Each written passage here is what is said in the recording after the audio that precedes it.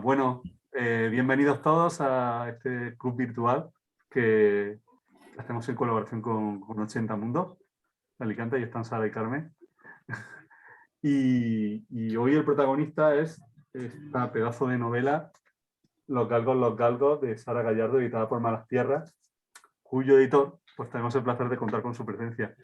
Hola, Nicolás. ¿Qué tal? Los dos. Está Guillermo también por ahí. Guillermo. Que no te haya reconocido, correcto. Vale. Perdón, Guillermo. Nada. Es que nos acabamos de conocer. Y nada, y como sabéis, todos los meses elegimos una editorial del mes y hacemos actividades con ella. Y este mes es Malas Tierras. Y yo creo que una forma genial de empezar el mes es con este club de lectura y con esta maravilla de novela. Pues nada, yo voy a intentar hablar lo menos posible, que habléis vosotros, los que habéis leído la novela. Y nada, bueno, yo voy a lanzar la primera pregunta y luego paso el testigo a Sara y a Carmen o a los editores o a quien queráis. Y yo quería empezar preguntando, pues bueno, una pregunta quizás la más obvia, que siempre, como empiezo yo, pues siempre hago la más obvia, ¿no? ¿Cómo llegasteis a la obra de Sara Gallardo? ¿Cómo llega Malas Tierras a Sara Gallardo? ¿Contesto yo, Guille, te parece? Sí. Pues nosotros llegamos a la obra de Sara Gallardo hace 3 años, justo antes de que saliera nuestro primer libro, pero una semana antes. Me acuerdo que vimos la reedición de enero en Argentina, que la sacó Fiordo, y que tuvo mucho impacto en su momento porque bueno, el tema de la novela es en parte el aborto de una puestera y la previa violación, y en ese sentido se asumió como casi un manifiesto para la marea verde, ¿no? A favor del aborto en Argentina. Hubo como varias recuperaciones de Sara Gallardo, pero llegó al gran público con ese movimiento y con esta novela. Y a partir de esa reedición la descubrimos nosotros. O sea, era un nombre que nos sonaba, pero que no habíamos leído. Y nada, conseguimos esa edición creo que la conseguimos en Traficantes, ¿no? Sí. Traficantes de Sueños, había un ejemplar, lo leímos, nos encantó a los dos. Leímos Seisejuaz y nos volvió completamente locos. Y escribimos sin mucha fe, la verdad, a la editorial argentina, y nos puso en contacto con los hijos, y sí, resulta que estaban libres los derechos en España. O sea, fue muchísima suerte. Yo creo que fue cuestión de meses o incluso semanas que pasara. Libres no estaban. Lo que ha habido siempre ha sido mucha predisposición por parte tanto de los editores de allí como de la familia de dar a conocer la obra. Cuando hablamos con los de Fiordo, ellos tenían los derechos para distribuir la obra enero, en este caso en todo el mundo, pero nos dijeron que como aquí no iban a llegar, salvo a cuentagotas, que ellos lo que querían, tanto ellos como la familia, era que la obra se diera a conocer y entonces amablemente nos cedieron los derechos para publicarla en España. Sí, ha habido muy buena relación todo el tiempo con la familia, porque incluso en el caso de la novela que tenemos hoy en el club, es una novela que pertenece a Random House. Vamos, yo a Guille lo llevo persiguiendo con esta novela, que hay que publicarla, que hay que publicarla un par de años, y en parte no habíamos movido ficha, la dábamos por imposible, ¿no? Pero un día hablando con Paula, que es la hija de Sara, se ofreció a interceder, y gracias a ella pues nos cedieron los derechos para España. O sea, ha sido todo un gesto por parte de Paula, la verdad, si no hubiera sido imposible. Bueno, pues gracias a Paula, porque nos ha permitido leer esta absoluta obra. Bueno, a mí me parece una obra maestra la novela. No sé si, supongo que habrá estas novelas que causan una unanimidad, creo yo, ¿no? Yo descubrí a Sara Gallardo con ese Juan, que bueno, me pareció increíble. Y bueno, ahora que he leído Los Galgos, pues bueno, pues totalmente deslumbrado, no tengo palabras. No sé, Sara y Carmen, ¿qué opinan? Que supongo que son de la misma opinión. Sí, yo llegué por enero a Sara Gallardo porque una amiga estaba interesada y estuvimos hablando. Y cuando decidimos leer Los Galgos, decidí leerme todo, Sara Gallardo, me leí enero, me he leído Los Galgos y ahora la verdad es que tengo un poco de vertiguito a la hora de empezar y no sé, o sea, ya lo he empezado, pero me da un poco de impresiones como el listón está muy alto. A ver qué, a ver y se jugar. No, no te va a decepcionar, ¿eh? No te va a decepcionar. Estoy bastante segura de que no, pero hostias, Pero sí avisamos a todo el mundo de que es un registro completamente distinto. En las 3 novelas lo es y aquí es como más brusco todavía. Aunque solo pasan 3 años entre Los Galgos y Eisejuad, sí que entra ya en un terreno más experimental en Eisejuad y con un punto de vista totalmente distinto del narrador. Y siempre lo comentamos que es una de las cosas que más nos gusta de la obra de Sara Gallardo, cómo se aprecia esa evolución en cada novela, ¿no? Aquí en esta se nota también, yo he observado que hacia el final de la novela, lingüísticamente, empieza a hacer cosas que no están al principio, cuando empieza a recuperar fragmentos literales o a veces fragmentos un poco cambiados de otras partes de la novela. Yo ahí ya veo también un poco la voluntad esa que comentas. Sí, nosotros vemos como una transición ya en esta última parte hacia este estilo más experimental que en Eisejuad. Es como que empapa toda la obra porque lo necesitaba Eisejuad en realidad, porque el narrador es ¿cómo es, Nico? Un indio wichí, ¿no? Sí, es un indio wichí, de Salta. Y entonces, como que tanto en esta última parte de Los Galgos, donde Julián ya ha evolucionado y ha entrado en una especie de cacao mental que, digamos, exige esta forma de narrar, ya en Eisejuad es todo el libro así, porque para empezar el personaje narrador ni siquiera es castellano parlante, no tiene como lengua materna el castellano. Él ha aprendido el castellano después y eso se aprecia en el lenguaje que emplea. Yo creo que ha sido todo un descubrimiento para nosotras, para mí, desde luego. Yo también entré por enero porque tomamos la decisión en unas vacaciones de siempre cargamos como 10.000 libros para ir 2 días fuera y decidimos llevarnos los mismos libros y rotarlos porque eran nuestras lecturas pendientes. Entonces lo leyó Sara, me lo puso en la mano y me dijo, deja lo que estás leyendo, toma, que te lo tienes que leer. Y claro, de repente fue como, pero ¿por qué no me había llegado esta mujer antes, no? O sea, porque se le ha hecho tan poco caso aquí. Os doy las gracias por haber recogido ese guante y por estar publicándola, porque de verdad, bueno, a título personal, yo creo que es de lo mejorcito que me ha llegado a las manos en mucho tiempo.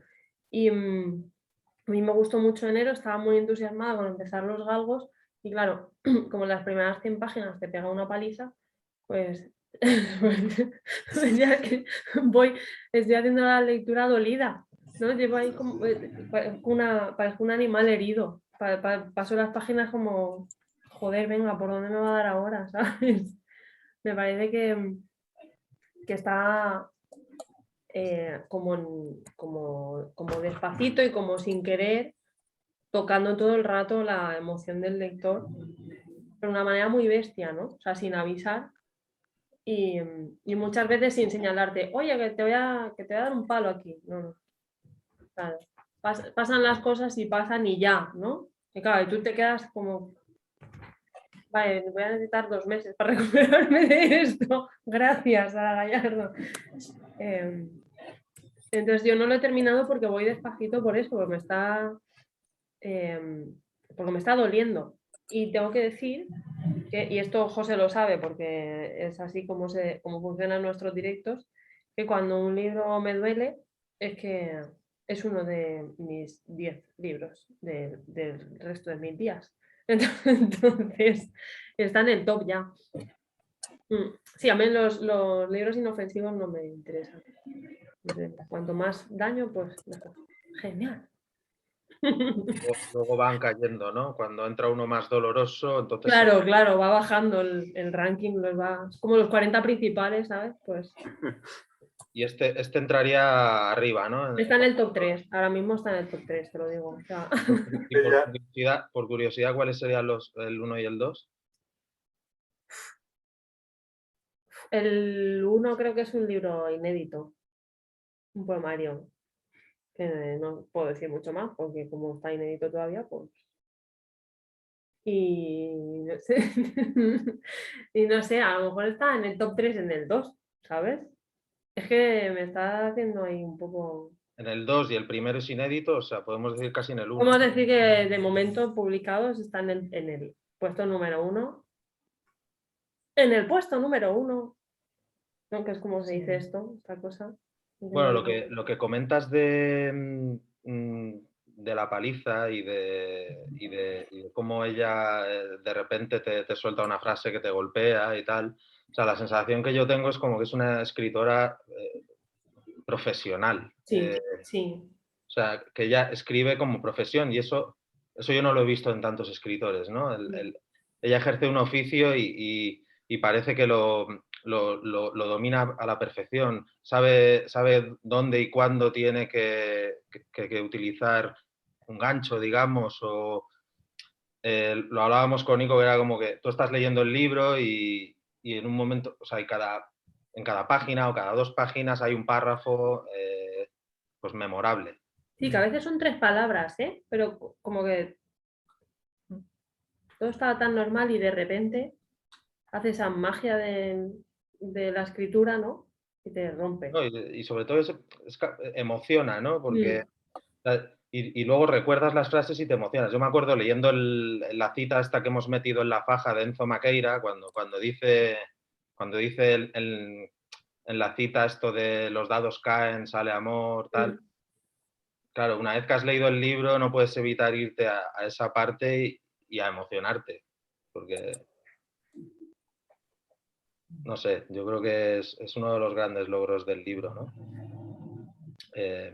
Sin entrar todavía en hablar del famoso Julián y estas cosas que tantos comentarios suscitan y que ahora hablaremos, pero sí que quería que habláramos de Sara Gallardo como escritora y de cómo consigue lo que consigue, ¿no? Yo creo que hay una cosa, por seguir con lo que estabas diciendo, durante estas últimas semanas nuestros lectores de los Galgos han ido compartiendo fragmentos que de alguna manera pues, les han llegado más, ¿no? Y es muy curioso porque si estuviéramos hablando de otra novela, pues probablemente coincidirían esas imágenes, ¿no? Esas capturas de ese párrafo subrayado, ¿no? Pero hemos visto muchas fotografías de muchas citas o nos han hablado de muchos fragmentos y no coincide ninguno. Y eso quiere decir que o sea, que todas las páginas es lo que decías, ¿no? En todos los párrafos hay algo que te llama y te dice, aquí conmigo, te llevo yo, ¿sabes? Aquí mando yo y te voy a arrastrar conmigo. Y yo creo que eso es ejercicio de profesional, claro. Sí, bueno, también tuvo una vida que le permitió, ¿no? Ya sabéis que, bueno, no sé exactamente en qué condiciones estaba, pero sí que seguro que ella no necesitaba escribir para vivir y claro. Bueno, lo contrario a lo que decía, me da vergüenza citarlo, ¿no? Pero lo que decía Bukowski, esto de nadie que esté en paz puede escribir algo decente, pues aquí parece un poco lo contrario, ¿no? O sea, como que se pudo dedicar al completo a esto, a su oficio. La semana pasada tuvimos un par de clubes de lectura y me ha recordado lo que decías de los párrafos a un debate que hubo en torno al al tema o incluso el género de la novela. Toda la gente del club había disfrutado mucho con el libro, pero casi ninguno había coincidido con el tema de la novela, ¿no? Que es curioso, igual por eso no lo consideramos una obra maestra cuando es un libro que tiene múltiples lecturas, ¿no? A todos nos gusta, pero pues yo, por ejemplo, quizá la primera vez que lo leí, también se lo decía a Guille, me quedó una sensación de una novela de amor, ¿no? Pero con las siguientes relecturas no dejaba de leerla en clave política, en una cierta reescritura, ¿no? del campo argentino, de las relaciones de poder, como se puede leer en Ero también, que estamos hablando mucho de ella. Eso, se narra la violación, el aborto de la hija de un puestero, que es creo que estoy casi seguro de que es la primera violación narrada desde el punto de vista de la víctima en la historia de la literatura latinoamericana, me atrevería a decir. Sí, otra cosa que me comentabas antes, que no había pensado yo en ello, sobre esta tesis, está leyéndose ahora Nico una tesis sobre la obra, así somos. Así somos, bueno, él lee tesis y yo cosas peores, pero bueno. Que hablaba un poco la autora de la tesis sobre la novela de formación como género, una Bildungsroman. ¿Es esta que la compara con Rayuela? ¿Mm? ¿Es esta que la compara con Rayuela al principio? Otra friki por aquí. Y es verdad que tiene mucho de novela de formación, que igual estamos más acostumbrados a que una novela de formación la asociemos con un personaje más joven, adolescente, yo que sé, el guardián entre el centeno, si queréis, o tal. Aquí Julián no es tan joven, pero sí que es verdad que encaja dentro de los parámetros de lo que se considera una novela de formación, ¿no? Aunque quizá el final no tenga ese final que tiene una novela de formación, no me da la sensación, bueno, no quiero decir nada para quienes no la han terminado, simplemente sí que quiero decir que no da la sensación de que haya como alcanzado ese punto en el que, hacia el que se dirige toda novela de formación, ¿no? Que es como el punto este de colisión o de clímax, digamos, en el que se alcanza esto que se narra, ¿no? Julián eso no lo alcanza, me parece a mí, o a lo mejor el pesimismo de la obra me lleva a pensar que no lo alcanza, porque pensamos que siempre tiene que haber un final un poco, pues, no sé, más feliz, digamos, para pensar que se ha alcanzado un final. Aquí en realidad sí se alcanza, pese a que es un poco la consecuencia lógica, ¿no? de lo que es sobre todo la última parte. Así lo veo yo, vamos. Podríamos abrir ahora a los participantes a ver qué opinan ellos, ¿no? Con qué lectura se queda, o se pueden quedar también con las dos y con alguna más, pero yo creo que la novela admite bastantes lecturas, en las que habéis dicho una historia de amor, que se quiera quedar con eso, también la clave política y también una novela de formación. ¿Qué opináis por ahí, participantes? Es que como tenemos la costumbre de asociar las historias de amor a historias de amor romántico, pues cuando alguien dice una historia de amor, yo me pongo alerta, ¿no? Porque digo, ya, pero ¿qué quieres decir con esto, no? A mí sí me parece que es una novela de amor, no necesariamente de amor romántico. Claro, es que el otro día en un club nos decían que no la veían como una novela de amor y yo pensé y dije que para mí el desamor también forma parte del amor, ¿sabes? Entonces, claro. Las dos segundas partes hablan más del desamor, pese a que la parte de París Lisa no esté presente físicamente, sí que lo está, aunque sea como a ráfagas en los pensamientos de Julián, pero para mí eso también forma parte de una historia de amor, ¿no? Y nos decían eso, ¿no? Que no era una historia de amor. Bueno, claro, no hay bodas y campanas. Pensaba más en los afectos en otras direcciones también, ¿no? Como, por ejemplo, el amor que siente por los galgos. O por el resto de sus animales, o sea, la ternura que le despiertan el resto de sus animales o incluso animales ajenos, ¿no? Cuando ve unos caballos que van al matadero y se quiere bajar del tren, ¿no? Porque no lo puede soportar. O sea, es un personaje de una sensibilidad y con una capacidad para amar que está desbordado. Por eso cada vez que ve a un cachorro, cada vez que ve a su primer galgo, ¿no? Es como que se explota de amor. En la primera parte incluso se ven más los afectos hacia otros seres que no son Lisa, ¿no? Que esto es llamativo, puesto que si fuera una historia de amor entendida como pensamos que son las historias de amor, pues esto no tendría mucho sentido, claro. Es que a mí me llena de ternura, ¿no? Este desarrollo de los afectos hacia otras cosas que no son. Pues me alegro de que veas a Julián así, porque claro, como todo el mundo coincide en que es un ser detestable, no sé qué opinaréis los demás. Es que yo Incapaz, tengo... incluso se ha dicho que es incapaz de amar. Joder. Yo Pues, que tengo especial predilección por estos personajes. Los quiero mucho, yo que lo voy a hacer. no, sí, yo también, yo también. No sé, a mí no me parece para nada detestable. No, no te voy a decir que me identifique con él, pero yo coincido con Carmen, ¿no? Es un personaje que tiene una capacidad de amar extraordinaria. Y a lo mejor también esa es una de sus perdiciones, ¿no? Porque a veces parece que va a estallar, ¿no?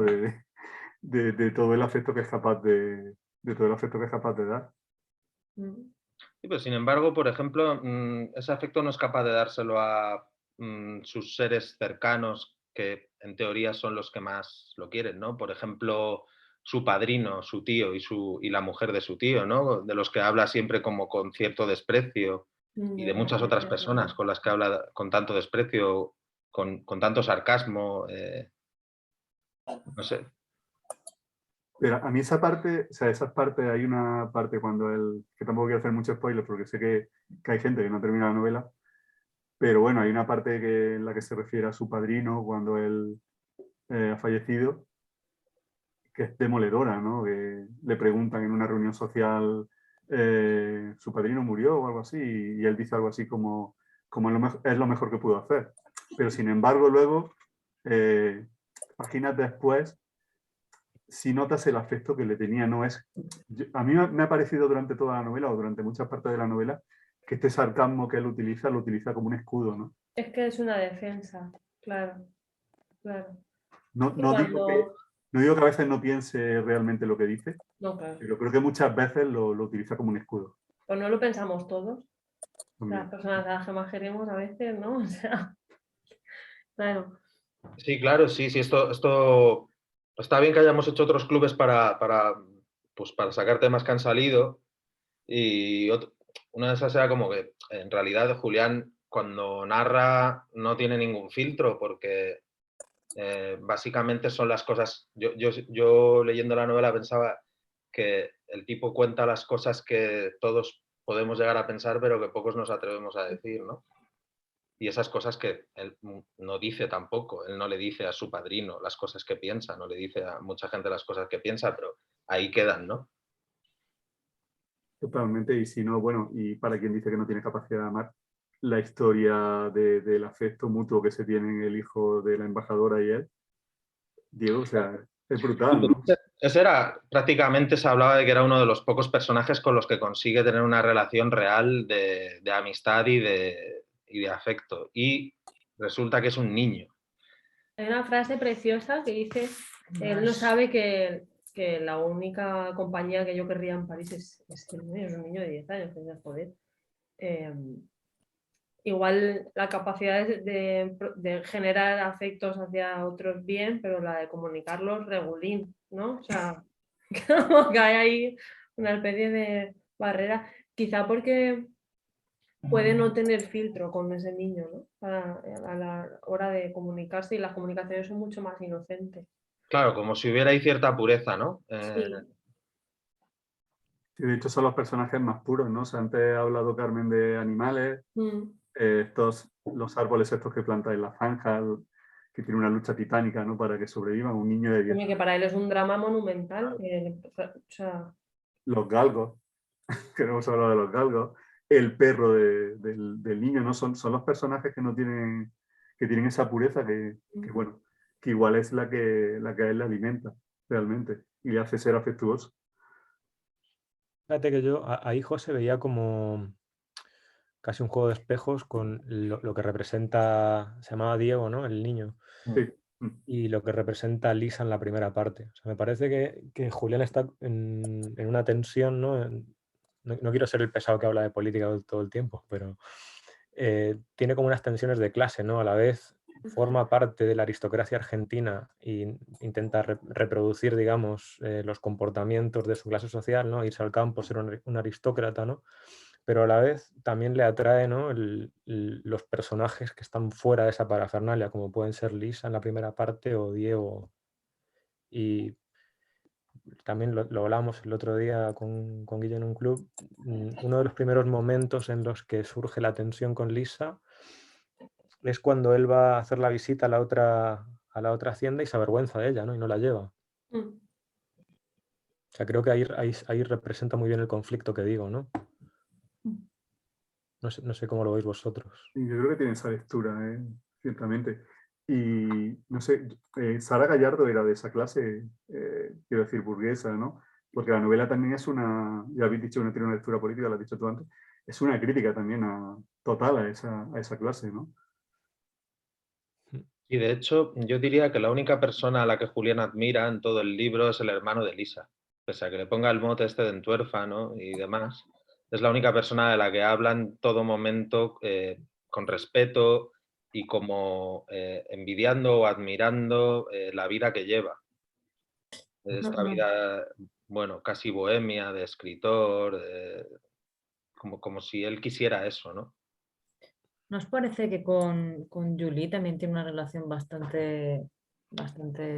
Sí, para mí es la única chica de todas las que conoce por la que de verdad siente algo, ¿no? Esta era la novia del mexicano. Sí. Que ya me pierdo con tantas... Sí, no, es que he buscado el nombre, he buscado el nombre también. Que es un gran personaje también el mexicano, ¿no? Sí, pese a que realmente aparece poco, pero va siendo recordado, ¿no? Él lo va mencionando. Ramos, ¿no? Ramos, sí. Juan Ramos era... ¿Joaquín? O algo así. El amigo mexicano este que conoce en París, que era un borracho, que lo mandan a México para que no muera alcoholizado, ¿no?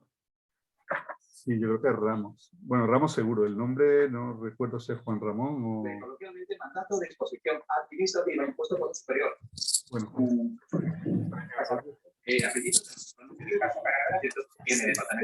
Hola, y... vale, ya está. Se metió una radio o lo que sea. Yo, bueno, tampoco, no quiero tampoco forzar a nadie, pero sí. Yo te iba a decir que estamos aquí. Estamos aquí hablando. Mira, he visto una manita. Fernando por ahí. Gabriel quiere hablar. Vamos a dejarlo hablar. Vamos. No sé, a ver, voy a hablar de cosas que habéis dicho antes, que habéis hablado muchas cosas. A ver, el personaje a mí detestable no me parece, a mí me parece incómodo, ¿no? Porque es un personaje que hace cosas, algunas detestables y otras maravillosas, y te genera esa sensación, ¿no? Que amas al personaje a pesar de que hace ciertas cosas, ¿no? Y sí, esa es la sensación que he tenido con el personaje, sobre todo, y otra cosa que ha comentado Guillermo del tipo de escritura, a mí me parece que hace una escritura muy inteligente y muy fluida, ¿no? Porque utiliza muchas comparaciones y las va dosificando mucho, ¿no? Hace algunas que son muy complejas, otras que son más directas, otras que son más profundas, pero no te las va haciendo muy seguidas, ¿no? Te hace unas comparaciones muy precisas, digamos. Entonces te va haciendo, o sea, claro, hay algunas que te rompen y tienes que parar a decir, joder, esto es demasiado, ¿no? Pero yo luego sí una lectura muy fluida. O sea, si logras abstenerte a estas comparaciones que hace, lo puedes leer muy fluido. Eso por un lado, o sea, me parece que comparando con otros escritores o escritoras que se dedican a hacer este tipo de escritura muy densa, ¿no? Te van haciendo unas comparaciones, igual son 2 o 3 páginas con descripciones, y aquí las hace como muy precisas, muy cortas, y luego pasa un diálogo. Luego a la siguiente página hace otra, luego otro diálogo. Entonces lo veo como muy fluido. Y luego no sé si quería comentar alguna cosa más y se me ha pasado. No sé, en principio eso quería comentar, sí. Luego, bueno, sí, otra. Sí, con respecto al... Otra cosa que me ha llamado mucho la atención es el personaje de Elisa, aunque en la segunda, no sé si la segunda o la tercera parte, en la segunda parte, pese a que está pese a que está en escena, pese a que está en la historia, ya te la va escondiendo, ¿no? Te la va escondiendo y yo como lector, por ejemplo, ya la estaba echando bastante de menos a esta mujer, sin que saliera de la historia. Entonces ahí ya te das cuenta de que pasaba algo. Luego ya en la tercera parte, o la cuarta, la quinta, no se desaparece del todo. Pero no sé, te generas esa sensación igual que el protagonista, ¿no? De echar de menos a alguien. Sí, es cierto que igual en esa segunda parte el personaje va desapareciendo un poco. Julián se va, bueno, ensimismando cada vez más con estos delirios que tiene, ¿no? Con la finca. Como que va perdiendo un poco el foco, ¿no?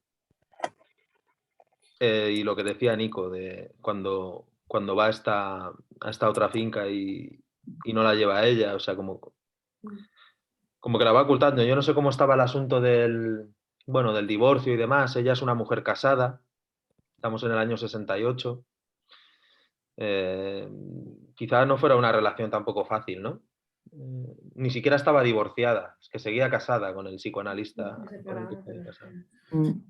Sí, hay una cosa en lo que has dicho tú, Fernando, es que la sombra está tan presente que en la segunda parte hay momentos en los que yo recuerdo una frase en la que él llega a decir,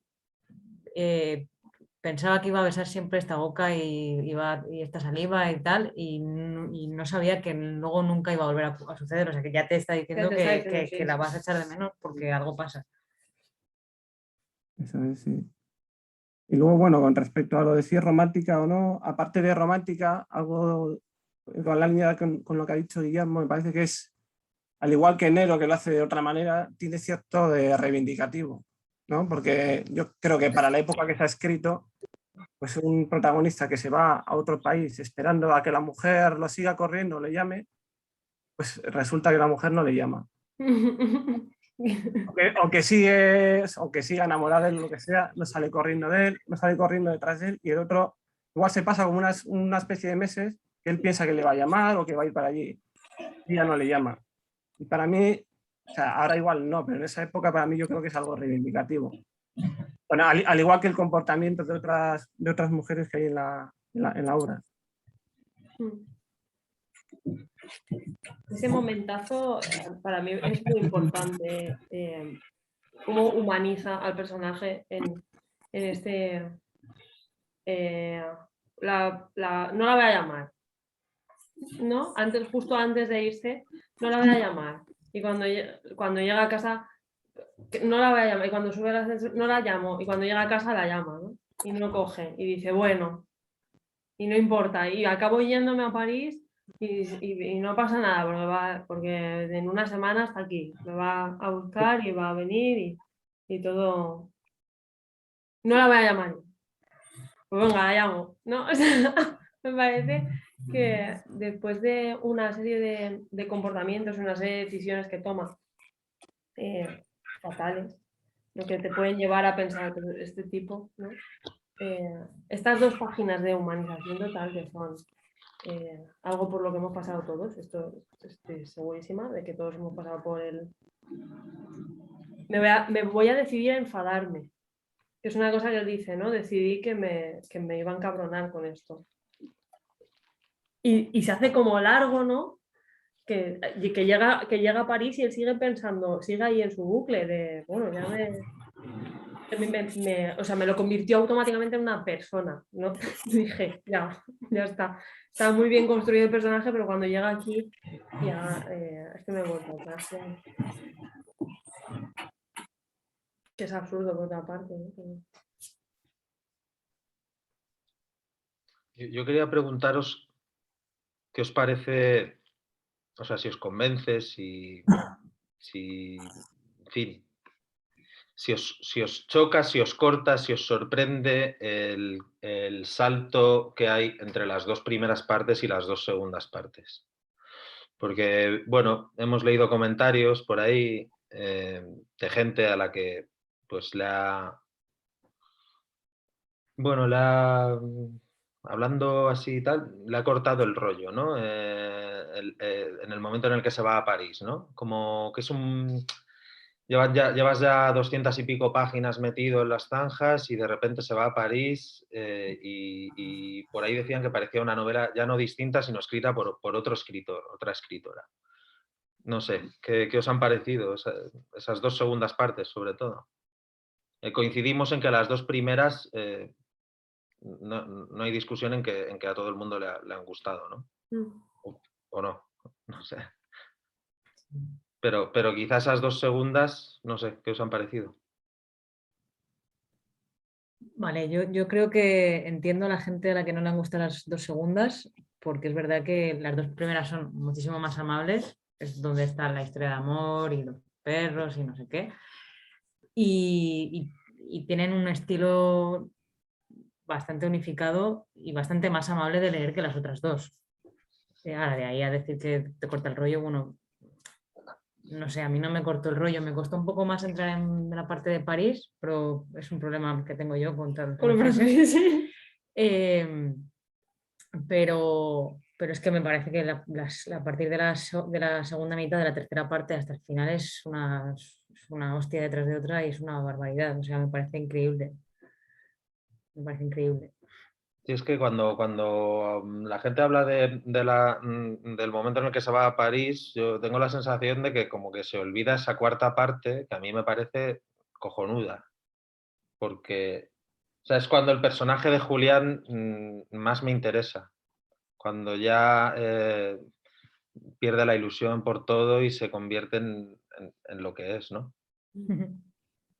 A mí me parece que hay una evolución del personaje tremenda. A mí la parte de París no me cortó el rollo porque digamos que fue como una parte muy fresca. En esa parte es en la que más me he reído, o sea, tiene bastante humor esa parte, que es lo que en las primeras partes te da unos ramalazos de humor, pero en la segunda, pese a estas reflexiones tristes que hace, hay escenas de bastante humor. O sea, utiliza mucho el sarcasmo más que nunca, como lo que dices, que está pasado de rosca, está en otra época de su vida, ¿no? O sea, no lo veo como un salto, como algo brusco, sino es como una evolución del personaje. Y para mí el acierto es que tiene bastante humor esta parte. Por lo menos yo me he reído bastante, cosa que no esperaba después de lo que venía. O sea, cuando cada vez que va a visitar a la familia esta de aristócratas o no sé qué, no sé, sí, los de la embajada, ahí siempre hay una escena bastante graciosa, ¿no? Como cuando se encuentra el señor Calvo este, que se esconde en el piso, se esconde en la habitación de Diego para no verlo, pues cosas de esas. Y como es un personaje que utiliza muy bien el sarcasmo, a mí me ha divertido bastante. Pues yo fijaros que me parece que es la parte, para mí por lo menos, donde la novela rompe ya. O sea, las dos primeras partes de las zanjas son increíbles, pero a mí me parece que la parte de París ya es cuando la novela pues rompe del todo, ¿no? Y luego me he divertido mucho porque tiene un uso del diálogo brutal. Que, no sé, a mí me parece, para la gente que escribe, me parece que tiene que ser una cosa dificilísima conseguir que un diálogo suene tan natural. Y a la vez meter esas dosis de ironía y de sarcasmo y esas notas de humor, no sé, me parece que la novela... Y luego la cuarta parte, pues sí, quizás es la parte más árida, ¿no? Pero más árida porque el personaje ya está completamente devastado. Aún así tiene mucho humor. Yo creo que uno de los grandes momentazos de la novela es la paliza. No voy a decir más, pero... A Rocío se parte. Oye, y como decías antes, que en ciertos puntos de la primera y la segunda parte se anticipa el drama que va a venir, yo cuando la leí por primera vez me dio la sensación de que la tercera y la cuarta en cierto sentido sostenían la voz narrativa de la primera y la segunda, ¿no? Que si no estuvieran ese drama en en el libro no, el narrador no podría narrar desde donde narra y con la voz con la que narra, ¿no? Y sobre todo que la tercera es necesaria para la cuarta. Sí, también. Sí, totalmente. Es que sí que es verdad que si tú lees las dos primeras, no te das cuenta del desastre que va a venir o piensas que el desastre va a ser otra cosa. Y tienes, no quiero faltar, pero bueno, pues si tienes como lector eres más idealista y esperas que esto acabe de otra manera y que él sea de otra manera, pues al final te decepciona, claro, porque es una persona, o sea, está retratando a una persona, no está retratando al perfecto caballero. Yo Pero tengo yo creo que hay una cosa que quizá no está valorada por parte de estas personas que han pensado que les cortaba el rollo, ¿no? Igual aquí hay Esto algunas de esas también. personas, ¿eh? Puede ser, si hay alguna de esas personas, por favor, que diga, pues a mí me ha cortado todo el rollo y nos explicáis. Porque yo tengo la sensación de que en las dos primeras partes Julián siempre está siendo un personaje, quiero decir, como persona está construyendo un personaje que enseñar a los demás, porque él considera que el mundo en el que se tiene que mover no le interesa, no le corresponde, a él le gustaría estar haciendo otras cosas que no fueran fingir que trabaja, por ejemplo, o fingir que está a gusto entre unas personas, ¿no? Y cuando llega a París no lo conoce nadie y se puede inventar otro personaje que está todo el tiempo diciendo mentiras, por ejemplo, ¿no? Que está construyendo una realidad, un pasado todo el rato de ficción, ¿no? O sea, lo primero que dice es que se va a casar con una bailarina, que fue a París por amor, que él no trabaja en nada de nada, y le insisten, ¿no? Pero tú qué haces, nada. En eso de que no trabajaba en nada, Bueno, estaba eso es verdad. Eso es verdad, porque más bien calienta una silla, ¿no? Todo el rato. Pero. Y cumple unos horarios, eso sí. Pero, o sea, él construye primero un personaje y luego construye otro. Y eso se tiene que notar en la voz que narra. Porque para él son dos personajes distintos. O sea, está haciendo dos representaciones. lo construye incluso cuando hace el papel este de estanciero, o como queréis llamarlo, ¿no? O sea, él no es eso, él no tiene ni idea de la vida. No, claro, claro, si no sabe nada.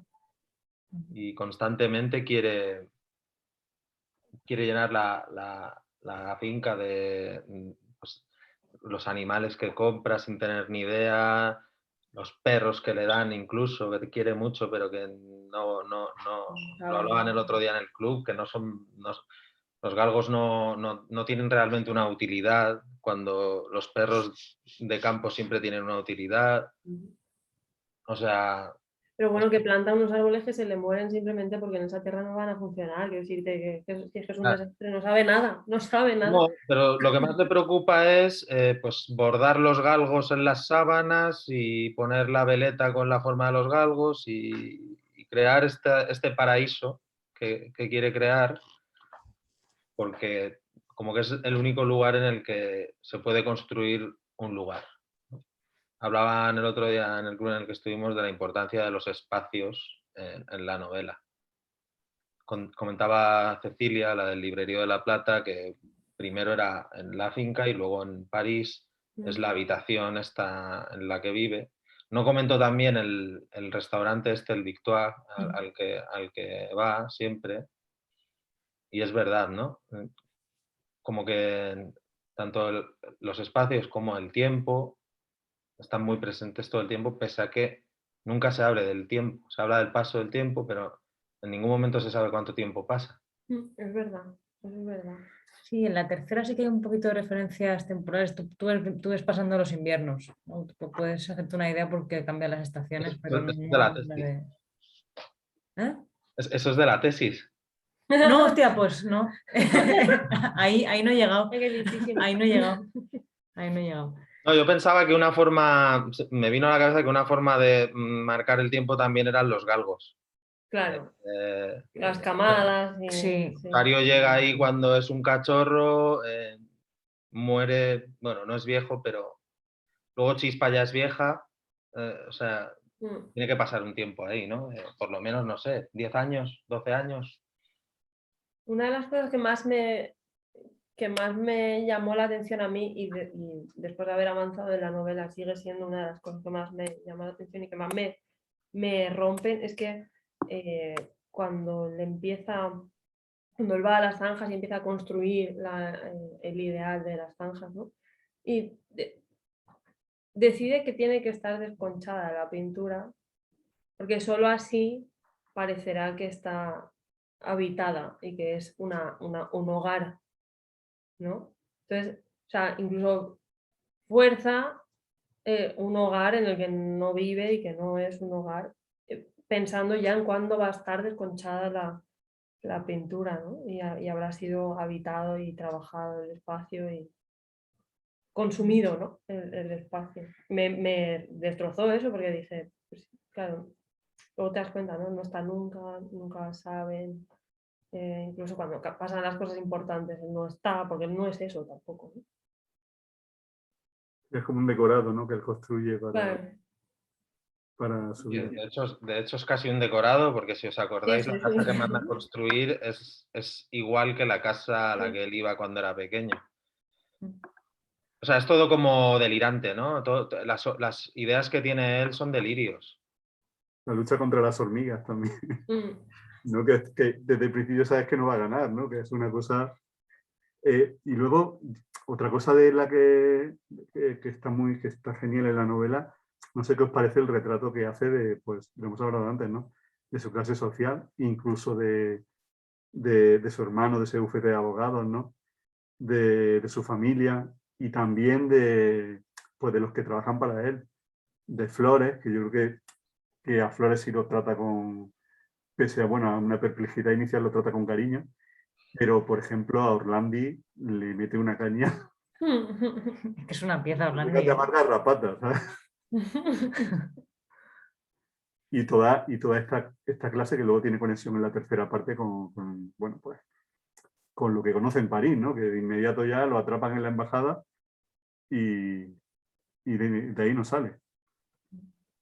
Hay momentos que a mí son momentos significantes. Un momento significante es cuando una escena transcurre de una manera ultra fantasiosa, que dices, ¿esto qué ha pasado aquí? Y de repente se vuelve a como 40 segundos antes y no ha pasado, ¿no? Es la fantasía que pasa en tu cabeza, que te quedas ahí como en blanco y te inventas una movida muy loca que luego pues vuelves a la realidad y eso no está pasando. Y hay escenas que yo pienso momentos infantiles, pero pasan, o sea, son como descabelladas. Al principio, cuando conoce a Flores, pasan algunas cosas que dices, esto no puede ser, no puede ser verdad, tiene que volver, ¿no? Y decir, eso me lo he imaginado. O incluso una pelea que tiene con su hermano, ¿no? En el despacho antes de marcharse, que se vuelve loquísimo y arroja cosas y le grita como si fuera una bestia, ¿no? Se lleva por delante a la secretaria y tú dices, vale, ahora dice, pues me despejo y estoy aquí ensoñando, pues no, ¿no? Y eso se va viendo a lo largo de toda la novela como cada vez, bueno, es más descabellado, es que no tiene ningún control sobre Mira, eso. el otro día decía una lectora que ella pensaba que el último encuentro con Lisa era imaginario. Imaginario. Y yo me quedé con la duda, la verdad. No he releído esa parte, pero tengo que volver a la novela. Sí, pero yo pensé que en realidad daba igual que fuera, lo dije también, que daba igual que fuera imaginario o real, ¿no? Da igual que muchas cosas que cuente pasen o no, porque él siente que han pasado y al final la visión que tenemos es la de él. Yo no sé si Orlandi era el pieza que él nos cuenta que es, a lo mejor no. Claro. Pero O sea, ¿te parece un narrador poco fiable? sí, claro que sí, pero porque seguía todo el tiempo por sus sentimientos, no tiene objetividad. O sea, todos los personajes que vamos conociendo a lo largo del libro parten del filtro de Julián. Y a ver, es que ni siquiera cuando él habla, o sea, es un tío contradictorio. ¿Por qué va a ser contradictorio consigo mismo, pero no con todos los personajes con los que se va cruzando? Claro que sí, claro que no es fiable. Hasta el punto de que pasen cosas que son reales o no, no lo sé. Pero no nos creamos todo lo que nos cuenta, ¿no? Os quería preguntar si, no sé, tengo mucha curiosidad por saber si lo conocéis, cómo escribe ella la novela. O sea, no si fue una escritura lineal, si empezó primera parte, segunda parte, tercera parte. Pues yo no tengo ni idea. Ni idea, ¿no? Yo de lo único que he podido ver en la famosa tesis es que era una autora muy poco preocupada por la posteridad, entonces descuidó los manuscritos y las primeras versiones. O sea, con lo cual no se sabe cómo escribía. Lo único que cuentan los hijos es que le daba mucha importancia a la sonoridad, que ellos recuerdan leerle fragmentos de las novelas a su madre en voz alta para ver si sonaban bien o mal, que me lo podía imaginar por el estilo. Sí, eso se puede apreciar aquí, pero sobre todo se puede apreciar en enero, ¿no? En enero se nota mucho. Y en Isaac Juan, yo creo también, ¿eh? Sí. Que es una novela, bueno, que tiene, que se presta mucho a eso, ¿no? Ah, Jordi. Hola. No ¿Qué hemos tal? oído tu texto, por si venías. Yo me he esperado, digo, igual sí que se Que conecta. puedes opinar. Vale. Bueno, pues, o sea que no lo habéis leído, ¿no? No lo hemos llegado a leer. Bueno, pues sobre todo yo como José avisó en el club anterior y dijo, ojo que tiene casi 600 páginas, no os durmáis y empezad ya a leerlo. Pues yo lo terminé como hace 2 semanas o así. Y la sensación que tengo 2 semanas después es que consigo muy bien, si cierro los ojos, consigo muy bien imaginarme cómo es las zanjas, cómo es la casa, cómo son los perros, cómo son los personajes, los caballos, cuando introduce las vacas, o sea, su cuartucho de París, el restaurantito donde comía y los personajes que allí había, sus amantes en París, ese Buenos Aires también de ese club donde se encontraba con Lisa y con Entuérfano. Entonces la sensación que me ha dejado es que, o sea, que está tan bien narrado que es que yo soy capaz de cerrar los ojos y recordar eso de una manera casi televisiva, por así decirlo. Y entonces eso me ha producido mucho placer, la verdad, y me lo sigue produciendo. Sí. Siempre que hablamos del libro hablan de las descripciones y de cómo te transmite de una forma sensorial todo lo que hay. Yo comentaba el otro día que me parecía que era como una cualidad que percibo más en la literatura latinoamericana. Y sí, es verdad que, o sea, o sea, desde un punto de vista editorial, cuando hablamos de libros y tal, que siempre se habla de esto de, bueno, conseguir enganchar al lector, que a mí me parece una cosa como muy, pensando desde un punto de vista comercial y todo esto. O sea, a mí me encantan libros que no tienen por qué enganchar, pero bueno, en este caso no es que te enganche, que es una palabra que detesto en realidad, pero bueno, tú te metes en la novela, ¿no? Tú te metes ahí, te metes en las zanjas, te metes en... Bueno, da igual, o sea, te metes en el avión que le lleva a París, te metes en el restaurante, te metes en todas partes, estás ahí, eres un espectador, es verdad. Sí, es esa la sensación. Estás en ese mirador, ves esas nubes, ves esos arbolitos creciendo, ves esos galgos saltando, ves esa galga enganchándose en la verja. Sí, esa es la sensación, sí. Vas al lado de él cuando va a caballo. Sí, esa ha sido la sensación, sí. Y muy guay, sí, la verdad es que muy guay. El otro día escuché una recomendación de Fabián Casas sobre un libro de Bolaño, en este sentido, que decía que hay un tipo de libros que te exigen poner tu vida en suspenso. O sea, son libros tan ambiciosos, bueno, que tienen como un microcosmos, ¿no? Que te obligan a dejar de lado tu día a día, si tienes el privilegio de poder hacerlo, claro. Pues fíjate que sí, ¿eh? ¿De qué libro era? ¿De Bolaño? Del Tocho. A mí me pasó eso, ¿eh? Con 2666.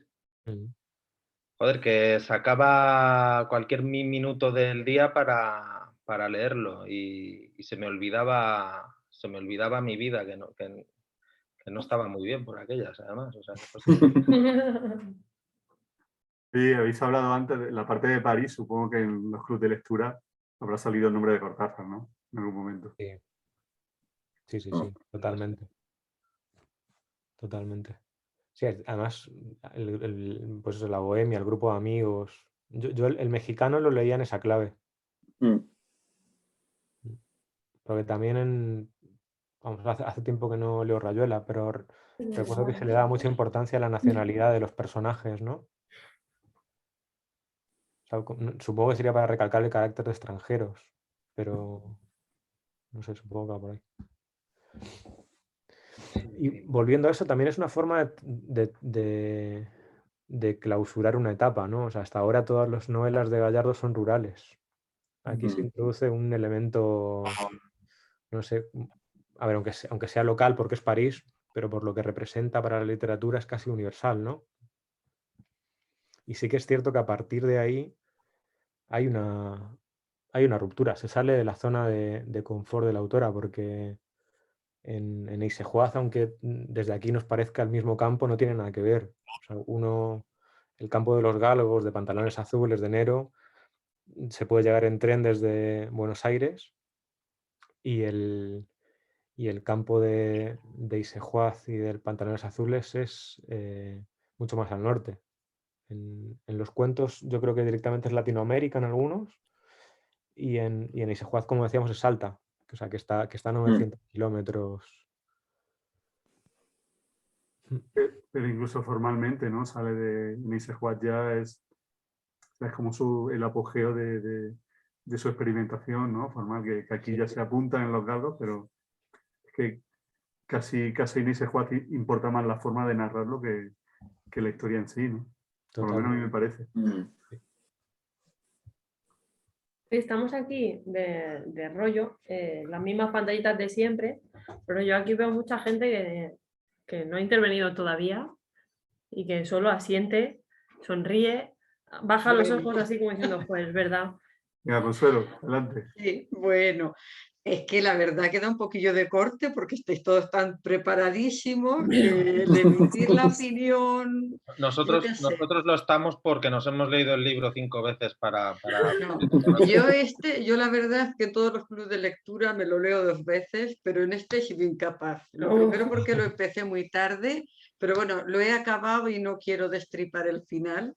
Pero, a ver, yo a mí lo disfruté mucho desde el principio, porque además para mí ha sido las 4 partes como si fuesen 4 partes de la vida.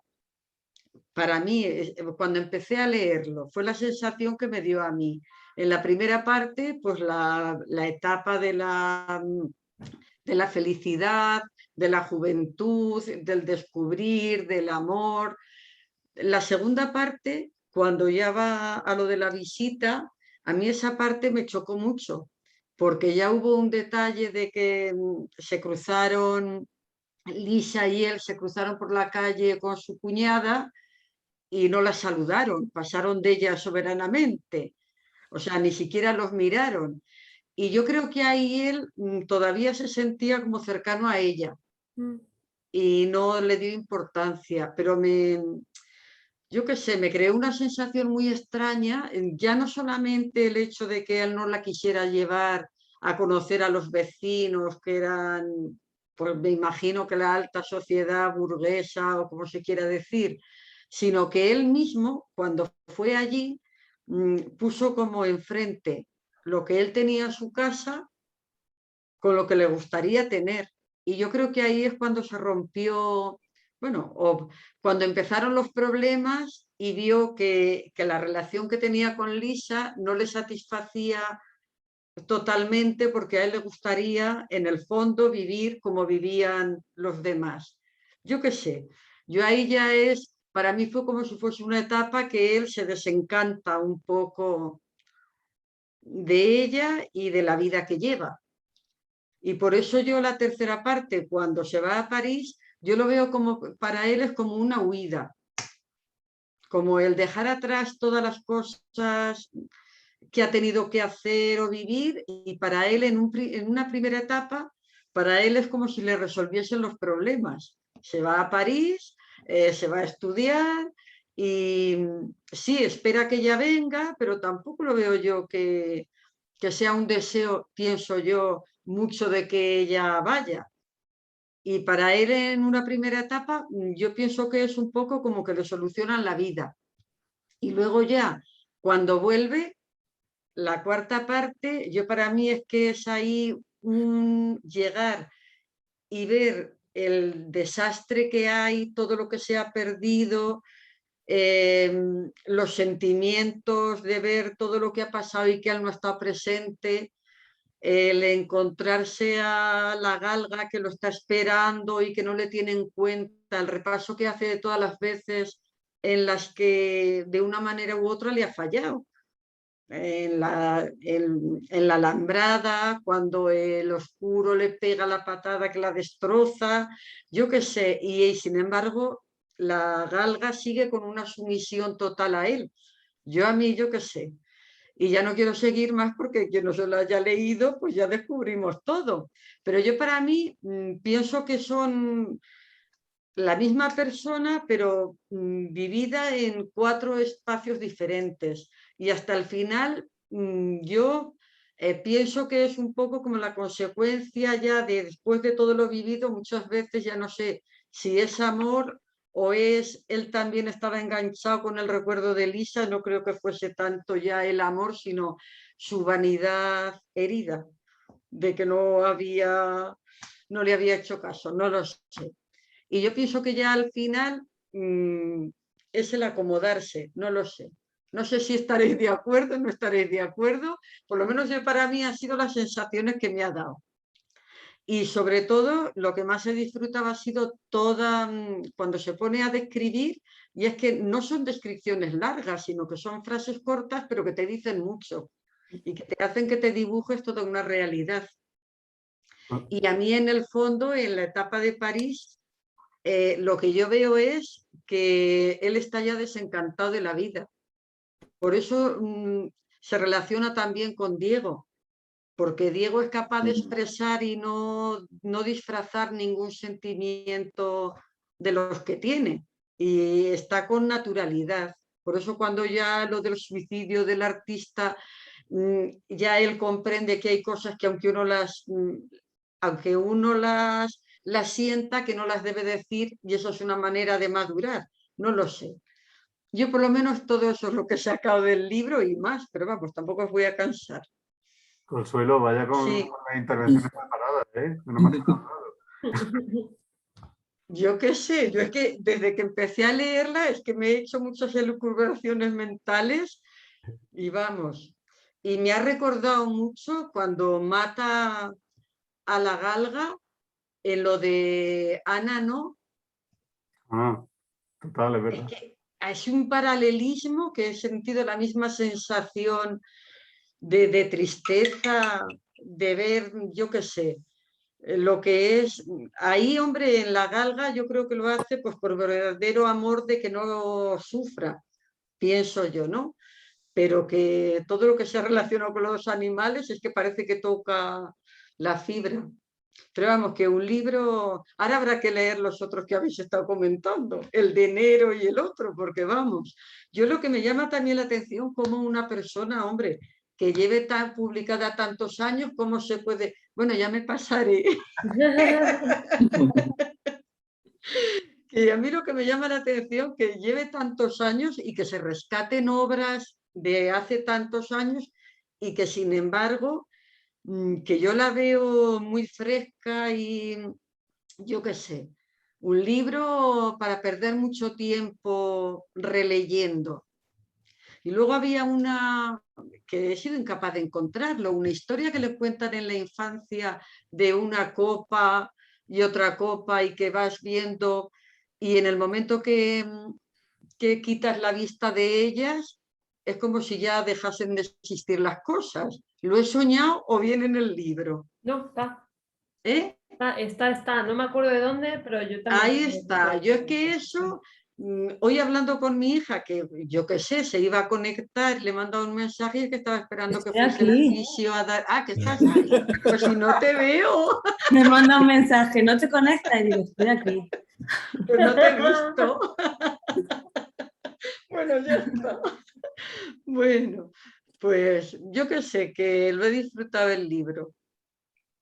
No, lo que dices de que no sabes cómo estos libros han estado ahí, pues gracias. Gracias porque estén, bueno, olvidados en realidad, para que podamos llegar a editoriales como nosotros y poder publicarlas en realidad. Porque si no, estaríamos condenados. A mí, fíjate, con lo de Almudena Grandes esta semana, que se ha hablado mucho de que va a ser la próxima Galdós, ¿no? Que se va a recordar como la novelista de Madrid dentro de 100 años. Pues comparando su caso con lo de Sara Gallardo, te das cuenta de que no tienes ni idea de cómo funciona la posteridad. Porque era una autora que cuando publicaba estas novelas estaban pasadas de moda en cuanto a género, ¿no? Novela rural. Y pues eso, como decías, se pasan 40 años cogiendo polvo en una biblioteca descatalogadas y de repente una nueva serie de autoras renueva el género y se convierten en contemporáneas, ¿no? Porque por oler a enero, sin ser pesados. Ese es un libro que podría haber sido escrito este año, ¿no? por una autora contemporánea.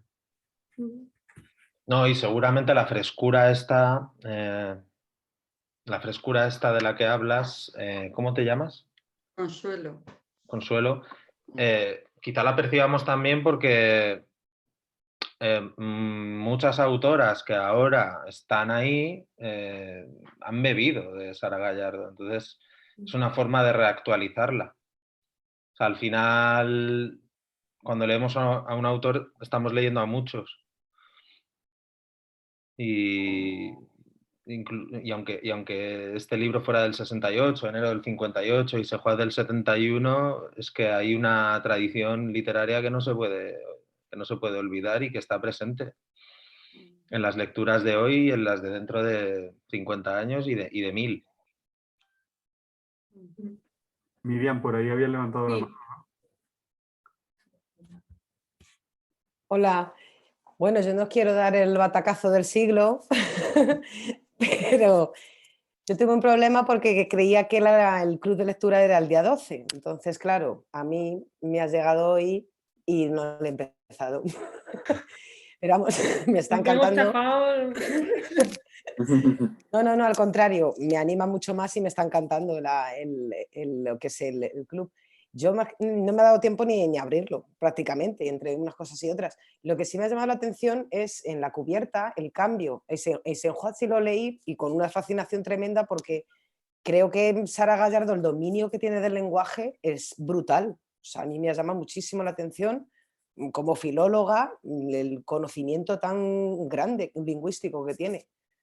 Y me ha llamado la atención, referente a la cubierta, el cambio de Eisenhower a este y al de enero, que son los dos en negro. Y luego también poner aquí una novela de Sara Gallardo, parece como que me ha llamado la atención el clásico y luego esto en la cubierta, lo de una novela. Digo, no sé si me lo puedes explicar o... Sí, bueno, a veces hacemos libros especiales, por lo que sea, algunos porque sabemos que son invendibles y total, ya que más da, ¿no? Y otros por todo lo contrario. Este libro, pues 3 meses después o 4, ya no me acuerdo ni en qué mes estamos, se ha convertido en el más importante que hemos publicado, y cuando estábamos preparando la edición pensábamos que iba a ser el más importante hasta ahora y quisimos hacer una cosa especial. Pensamos que una tapa dura era un envoltorio muy bueno para una novela que además es clásica, que tiene mucho de clásico, y pensamos en hacer un diseño para este libro que también fuera atrayente y que pudiera dar una idea del tipo de libro que era. Sí, es que no sé por eso, porque me llama la atención, sobre todo ponerlo de una novela de Sara Gallardo, que esto yo lo he visto en novelas de mi abuela de hace pues, 40 o 50 años, que ponían una novela de tal. Claro, esto es vintage. La decisión de poner su fotografía en la portada, ¿no? Y la fotografía, sí, iba a ir a la fotografía, que más me parece también bellísima, la foto muy bonita. Una reina, ¿eh? O sea, esa foto... Ya ves. Eso lo hablamos con los hijos, porque o sea, en general con nuestros diseños fotográficos nos cuesta a veces meses dar con la foto que queremos que defina un libro, ¿no? Y con Sara Gallardo costó meses. Para Enero y Sejuaz encontramos la obra de Juanita Escobar, que es una fotógrafa colombiana que nos parecía que transitaba caminos parecidos, pero con el caso de los galgos no había manera. No había manera de encontrar una foto que no fuera de Sara Gallardo que más o menos fuera coherente con lo que te ibas a encontrar dentro del libro. Y nos pareció buena solución a Guillermo, a mí y a los hijos que nos dieron la foto. Sí, pero sobre todo eso, darle como ese regusto clásico que para nosotros tiene el libro. Nos apetecía, nosotros a veces nos aburrimos con el diseño y tal, entonces se nos ocurren cosas adaptadas al libro en cuestión y decimos, vamos a probar esto. Y en este lo teníamos claro casi desde el principio, desde que decidimos publicarla ya empezamos a hablar de hacer... Lo de la tapa dura lo teníamos clarísimo. Queríamos hacerlo en tapa dura porque era un libro muy largo y porque, no sé, nos apetecía probarlo también. Y creemos que ha sido una buena decisión. Una pregunta, que es un libro importante, yo lo tengo claro y sé que lo teníais claro también antes de publicarlo, pero que iba a tener la recepción que ha tenido, que yo creo que es uno de los, dentro de la literatura independiente y de las librerías independientes, creo que es uno de los librazos de Navidad. Por ejemplo, ¿eso lo sospechabais? Yo estaba seguro. Sí, a ver, nosotros somos, bueno, yo más que Nico, un poco pesimistas en general con esto de las ventas y demás, pero bueno, ya después de casi 3 años con 20 títulos, 18, 20 títulos publicados, también ya sabemos o podemos intuir qué tipo de libro puede funcionar mejor o peor, sin que ello nos tire para atrás. Hay libros que sabemos que son más difíciles, pero aún así pensamos que tenemos que publicarlos. Con Sara Gallardo ya habíamos publicado 2, enero fue el primero, hicimos pocos ejemplares, hicimos 750 de la primera porque era nuestro primer libro, pero bueno, tanto con enero como con Sejuaz ya por lo menos se fue conociendo un poco a la autora y esta novela como que creíamos que iba a tener una llamada comercial mayor por todo, por las páginas, porque al final un libro de 500 páginas pues, de primeras puede denotar cierta ambición por el bagaje que tenía en Argentina. Ahora, no pensábamos que iba a ir tan bien porque hicimos 1200 y se acabaron en 3 semanas y un mes. O sea que no. Yo creo que lo teníais claro porque recuerdo que os escribí cuando leí Sejuaz, que estuve pensando en hacer un club con Sejuaz en la pandemia y me acuerdo que me dijiste... loco. Había gente que me decía, ¿tú quieres perder lectores? No, no sé, a mí me parece una novela increíble. Pero me recuerdo que cuando me respondiste y me dijiste, espérate, que el año que viene vamos a publicar Los Galgos, y estaba a pegar fuerte. O sea, que yo creo que ya lo teníais, pensabais que iba a tener este éxito. Sí, además lo sacamos en el mes por excelencia casi de la apuesta, que fue en septiembre. Sí que... O sea, lo que digo de que después de 3 años vamos un poco viendo esto es que sí, porque al final hemos publicado algunos libros que consideramos buenísimos, otros que sabemos que son difíciles, pero por ejemplo un libro que se titula Reemplazo, de un autor noruego que se llama Thor Ulven, un libro que ha ido muy mal, muy mal, y sin embargo es un librazo, pero somos conscientes de que tiene un público reducido. Tienes que haber puesto en la faja el autor del que habla Karl Ove Knausgaard. Pusimos una cita atrás de Karl Ove Knausgaard y un prólogo de Stig Satterbacken que publicó un libro Mármara que fue muy bien y tal. a veces no tiene mucha explicación. A veces no tiene mucha explicación, pero sí que vamos viendo qué tipo de literatura es más accesible para un público mayor. Justo Ana, un mensajito. Sí, Ana, Yo no quería interrumpir, pero al final he interrumpido, me tengo que ir, pero bueno, ahí lo digo, que me ha encantado el libro y eso, me faltan 50 páginas, pero gracias por editarlo porque creo que va a pasar a ser uno de mis favoritos. Bueno, pues disfruta esas páginas. Creo que no hemos destripado prácticamente nada, ¿no? Muchas gracias. Gracias. Hasta luego. Pero bueno, no sé si queréis que lo dejemos aquí, si queréis alguna intervención más. Hablad ahora o callad para siempre. Yo, bueno, os animo, si es la primera novela que leéis de Sara Gallardo, pues qué suerte, ¿no? Porque os queda por ahí enero y os queda Isejuaz. Y bueno, que Malas Tierras es la editorial del mes este mes. El mes de diciembre este año, lo has dicho, es perfecto. Podemos ser la editorial del año si queréis, ¿eh? No tenemos problema. Bueno, aquí soy la editorial del año, poco más o menos. En 80 Mundos y en El Agente Secreto, y que tenemos un directo el día 28, ¿verdad? Sí, por Instagram. Que hablaremos de más libros de Malas Tierras. Así bueno, que... y vosotros estaréis en 80 Mundos, si no lo recuerdo mal, 16. Eso es. Perfecto. Qué guay. También nos animamos. Haremos visita a Úbeda también en otro momento. Es que ahora nos hemos gastado todo el dinero de la editorial en reimprimir la segunda edición y... Yo me estoy guardando la bala del club presencial, así que bueno. Sí. Si queréis luego ya a lo largo de cuando pasen los festejos navideños, pues... Vale. Tranquilamente. Sí, por supuesto. Por supuesto. Además, para el año que viene tenemos cosas jugosas. Pues avisa que nos vamos para allá.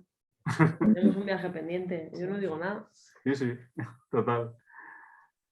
Bueno, pues nada, pues muchas gracias y gracias por editar este librazo, de verdad. Sí, gracias. No, gracias a vosotros por leerlo y darle la visibilidad que... Porque en realidad, al final, sin vuestra colaboración no serviría de nada esto. O sea que... Voy a dar las gracias por otra cosa, que es por haber reimpreso a tiempo para llegar a la Navidad. Porque a la librera nos hace muy felices poder dar este libro a la gente para que lo regale. Y además, tal y como está la cosa por ahora, eso, porque yo temía que no llegara. No, tal y como está la cosa con el papel, además... Por eso. Del que queda muy poquito es de Isejuaz. Si queréis tener alguno, quedan menos de 20. Sí. Joder. Pues nada, mañana... Pero no os preocupéis, habrá nueva edición el año que viene. Bueno, ya me habéis dado un susto, me estaba palpitando el corazón. Está agobiado, José, mierda. No, porque es que es un libro... es que lo que pasa con Sara, yo lo llamo un poco, a ver, esto ya es general librero, ¿no? Yo lo llamo un poco libros seguros, ¿no? Yo tengo una serie de libros que cuando alguien llega la primera vez a la librería, pues bueno, queda bien recomendarle un libro que esté bien, ¿no? Y Sara Gallardo, pues es de esas autoras que no suele fallar. O sea, que la gente que se lo recomienda, pues le gusta y suele volver, ¿no? Que es de lo que se trata. Isejuaz ha sido un caso único para nosotros y curioso porque es un libro que no, cuando lo sacamos en diciembre del 19 no se movió mucho al principio, pero que mes a mes se ha ido moviendo hasta el punto de que ahora van a hacer 2 años desde que lo publicamos y ya nos quedan 20. Y eso no nos ha pasado con ningún otro libro. Los libros que no han funcionado al principio han muerto y los que han funcionado al principio pues han ido parándose, ¿no? Y Isejuaz ha tenido como una trayectoria muy, muy lineal. Yo creo que eso tiene... No puedo hablar por mí porque todavía es el que me falta, pero creo que eso tiene mucho que ver con los libreros. ¿Sí? Cuando cae bien en las manos de un librero que aprecia lo que tiene sobre la mesa, al final se convierte en un libro de fondo y sigue saliendo. Totalmente. En el caso de Los Gagos, por ejemplo, esta semana ha salido la primera reseña en prensa. Después de 2 meses y medio. Bueno, es un libro que está funcionando muy bien edición. con el boca a boca y con los libreros, nada más. La prensa Sí, no... que porque se ha agotado la primera edición sin que saliera nada en prensa, lo cual reafirma nuestro pensamiento sobre el poder de la prensa cultural hoy. Y sí, además el asunto este de Sara Gallardo es que sí que vemos que un libro va alimentando a otro. Entonces, para nosotros ahora mismo publicar a Sara Gallardo es casi una apuesta segura, que no está nada mal para variar, publicar un libro y saber que no te lo vas a comer. Y eso es porque, casi sin pensarlo, porque cuando publicamos enero no... O sea, podía ser, pero no era una idea tampoco el hacer de Sara Gallardo una autora de la editorial, pero no hay duda de que es nuestra autora, es con la que seguramente más nos identifiquen, ¿no? Ahora mismo. Y nada, eso. Bueno, finalizamos. Venga. Decimos adiós y todas esas cosas. Y nada, que vengáis a las librerías a bucear un poquito, que aparte de Sara Gallardo, pues Malas Tierras tiene un catálogo pues súper interesante. Sí, La verdad que sí. desde luego. Nos vemos por las librerías, que tenemos el fondo destacadito ahí para que lo podáis bichear sin rebuscar mucho. Está ahí bien visible. Mira, Jordi asiente porque ya le ha echado un ojo. Que lo he visto Todavía no, pero vamos. Pero sabes dónde están. Exactamente, eso sí. Nos vemos prontito, ¿vale? Nos vemos el 16, chicos. Bueno, nada, pues... Venga, vale, gracias. Gracias por invitarnos. Muchas Gracias a vosotros. Venga, Muchas adiós. gracias por estar. Un Hasta abrazo. luego. Adiós. Hasta luego a todos. Adiós.